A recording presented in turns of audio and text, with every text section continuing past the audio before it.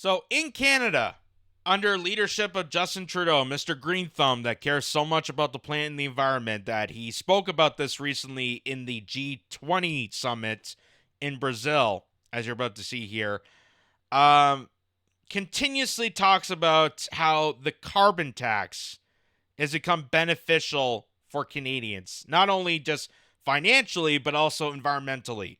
So here's what he recently said at the summit here, talking about how Canada is going to be the leader of environmental change and policy that's going to help with climate change, that he's going to be this fighter.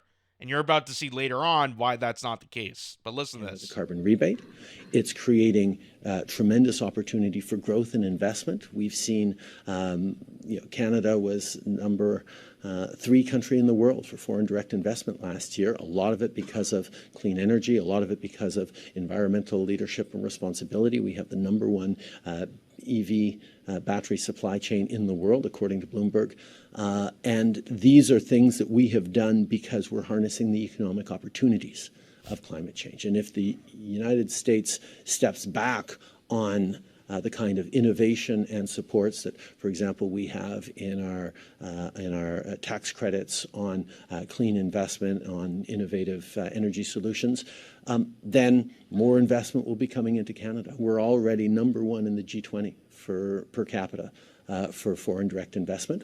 We've seen foreign direct investment increase by 60% since 2015, largely because of our investments in fighting climate change that are attractive to companies around the world.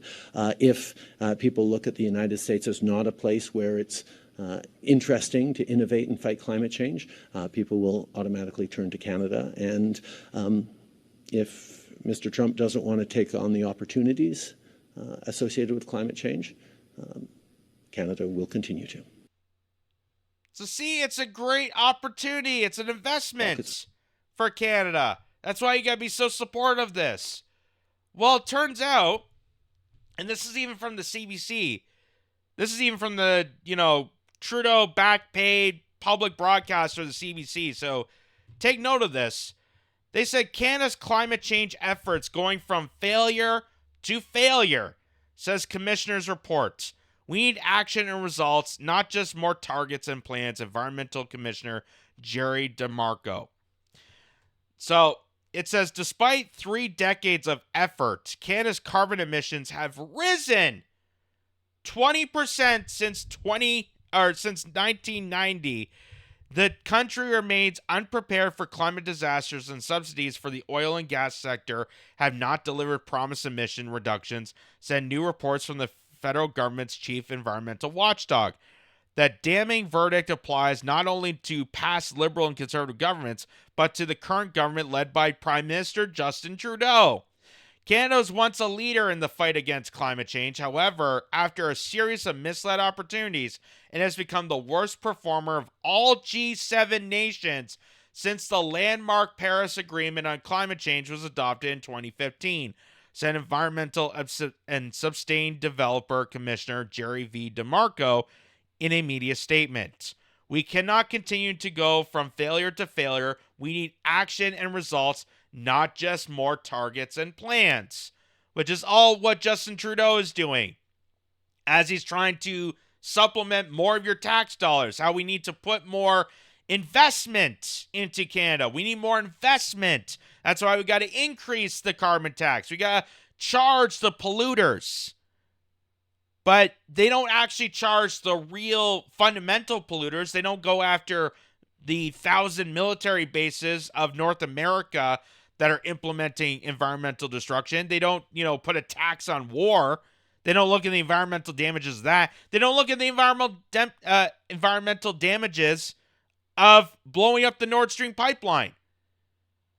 But you can't have a lawnmower. You have to have an electric vehicle, and that bag of grapes you buying for your kids is going to cost eight times more because of the carbon emissions. And that's what's turned into a failure, because none of this is actually being invested into substantial environmental policy. And that's why I'm not being skeptical about climate change. I'm being skeptical about the people that are presenting it. I don't think our solutions are coming from people like Bill Gates, whose environmental solution is to cut up trees and bury them.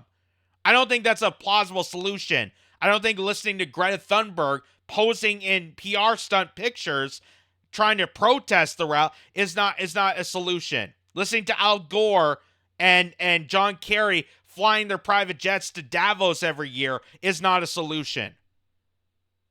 And concerning that NASA, as we showed previously, NASA had a report that carbon is actually making the earth greener and has substantially made a huge impact when it comes to vegetation, which is also why I don't understand, if these people are so concerned about the environment, why are they so hell-bent on farmers?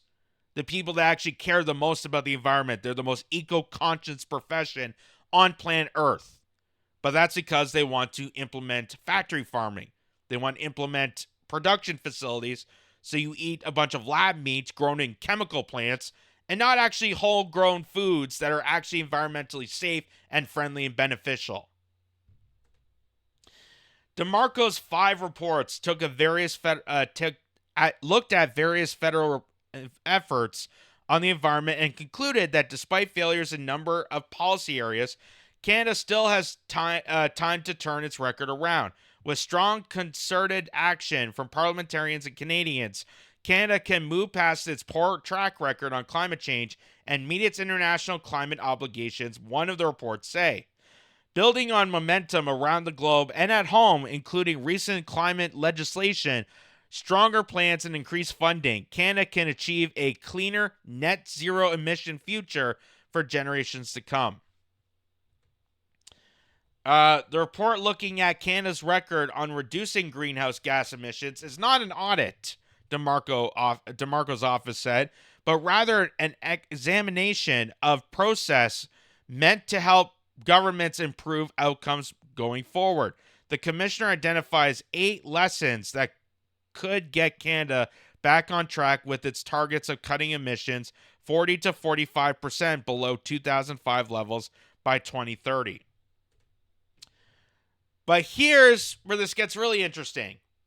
This is where the carbon tax that Justin Trudeau, Chrystia Freeland, and other members of the Liberal Party continuously lie to you and say it's an investment, that this money is going towards environmental change and impact, is actually money laundering of Canadian tax dollars to flourish them and flourish to get away from real substantial initiatives when it comes to climate.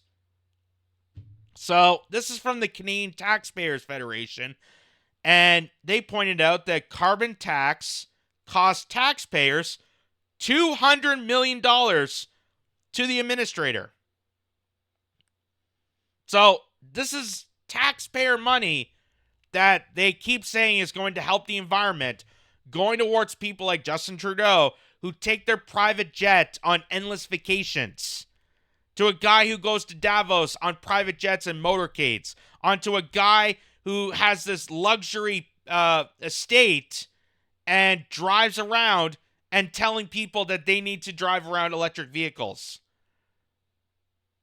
This is a man who has done more damage to the environment than more Canadians in just regular society. And the more that we're charging people, the worse our climate actually is. Isn't that funny? And places that don't have the carbon tax are actually doing better environmental policies, because they're not just stealing tax dollars to flourish their benefits. They're not looking at this as a green money laundering scam. They're looking at actual investments. They're actually looking to litigate and help farmers instead of demonizing them, which is what Canada's doing and also the Netherlands is doing. And that's purposely done to undermine agricultural sector, which is beneficial to the environment, beneficial to the outcome of society, and put more factory farms, put more chemical plants, put more of those luxurious Bill Gates bug-eating facilities. So we can inject them with a bunch of chemicals and toxins that are going to be ingested into your body, which is not good for your health or the environment whatsoever. So it says the cost of administering the federal carbon tax and rebate scheme has risen to nearly $200 million since its inception in 2019. That's according to government records obtained by the Canadian Taxpayers Federation and first reported by online news site Blacklogs Reporter. The hit to taxpayers last year alone was $82.6 million, with the government assigning 465 full-time employees to administer the carbon tax and rebate scheme. The carbon tax is a double whammy for taxpayers, said Franco Taranzo, CTF federal director. First, it makes our gas, heating, and groceries more expensive, and then we're forced to pay higher taxes to fund Trudeau's battalion of carbon tax bureaucrats. The records were released in response to order paper questions from Conservative MP Chris Warkentin of Grand Prairie Mackenzie. Carbon tax administration costs totaled $82.6 million in 2022 and $116.5 million between 2019 and 2021. And what has that done so far? Very, very little. Very, very, very little. Because the environment is getting worse in Canada.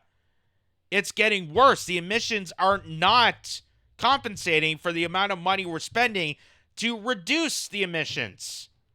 We're actually making it worse.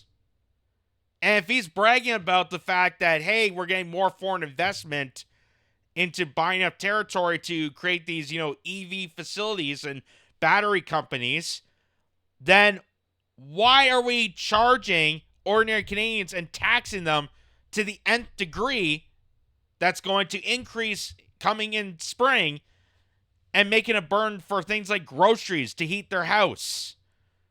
This is why Pierre Poilievre has stated numerous times why he wants to bring this to debate, why he wants the carbon tax election to happen. Because people are waking up to realize that this carbon tax that's making things 8 times more expensive than it was before is not beneficial to the environment. It's not beneficial. It's not helping down on the culprits of emissions, because large corporations and people like Bill Gates, they don't care about the environment. They're buying up subsidies. They're buying up carbon credits. So, I don't have to worry about pollution because I can just buy up a bunch of carbon credits and none of this applies to me. So what exactly is the point of this? What exactly is the point? Because it's not doing anything for carbon. It's not doing anything for the environment. Really, it's just more taxation to feed the hands of Trudeau and his Liberal Party and their wishes and their qualms to advance their flourishes. This is how they take control. They take more of your money to scam you in believing that this is going towards helping the Canadian climate, even though statistically the Canadian climate's getting worse, and forcing you to take these measures even though there's no benefit to the outcome. And they keep telling you to do it. Here's Justin Trudeau. This is in Brazil, where he's talking to an interviewer here. This is in Brazil at the G20 summit, telling you that, hey, you shouldn't care about the cost of groceries. You shouldn't care about cost of living because climate change is more important. Putting more into the carbon tax scam is more important. Listen to this. Come away of helping with affordability, of putting more money in the pockets of people who are struggling. Because when we talk about fighting climate change, everyone has the sense that, oh no, big businesses and millionaires are going to find ways around it. And it's always hardworking consumers and ordinary folks that bear the brunt of the changes. And what we've had to do in Canada, and what we've successfully done, is change that dynamic so our fight against climate change goes hand in hand with affordability. But that's where, as I was talking about earlier, we're facing a level of attacks, of misinformation, of disinformation by people who are saying, no, we have to stop the fight against climate change in Canada so we can put a little more money in your pockets, even though that's exactly the wrong thing for the planet. And it's actually the wrong thing for money in their pockets. And that's a lot of what the next year's election is going to be. So that's the problem. That's the problem. There's so much misinformation, disinformation, and holding criticism to things like the carbon tax that's undermining the benefit of the planet. And that's why we have to combat that. We got to stop those measures. We got to stop the criticism and hold people like Justin Trudeau accountable to these actions. We got to stop that because it benefits the planet. It benefits the planet. Just let it be. It's science. Do you want to question science? Do you want to go through that again? You want to question science? And it's also more money in the pocketbook. Yeah, money that you already stole from us. And it's not equal to the same amount that we put into it. That's another big lie that they tell you. Oh, you're getting more money out of the rebate than more you put in. No. No. And if that was the case, we wouldn't have the carbon tax to begin with. But they take your money, they take this money, put it towards this faux pas initiative that Justin Trudeau could not care less about because he's flying a private jet. He's going on these luxury vacations. He's eating all this great food. If he cares so much about the environment, why isn't he subjugated to eating bugs? Why doesn't he degrade himself to wearing, clothing that's, environmentally friendly? Why is he doing all these crazy things that are so environmentally unfriendly if he cares so much about the planet? It's also amazing that he openly states about how small businesses are feeling this burden. Yes, because small businesses don't have the luxury that major corporations have in buying these carbon credits, which is it's a whole scam. It's a whole scam because the major polluters that they're trying to demonize through this carbon tax, thinking that they're going to change their ways, they're not going to change their ways because they're just going to buy credits. They're going to buy the opportunity to say, well, I guess we can pollute because we already chipped in. We already put a bunch of money in. We're not going to change our ways. We're not going to do anything about it. So the whole thing is really just one big giant setup, slap in the face, and it's going to get worse in spring, which is why that $250 rebate check that you might get or the tax holiday that's going to happen December 14th is basically worthless. It's goddamn basically worthless because of what's going to happen. Increasing this carbon tax scheme is going to make it even more expensive than the cost of living expense that's already putting a burden on many Canadians. And here's Justin Trudeau. Oh, don't care about that. Don't care about that. That's just all disinformation. That's all misinformation. People are not concerned about grocery prices. People are not concerned about lining up at food banks. Don't ever talk about that until we talk about the planet. That's the big thing. We got to talk about the planet.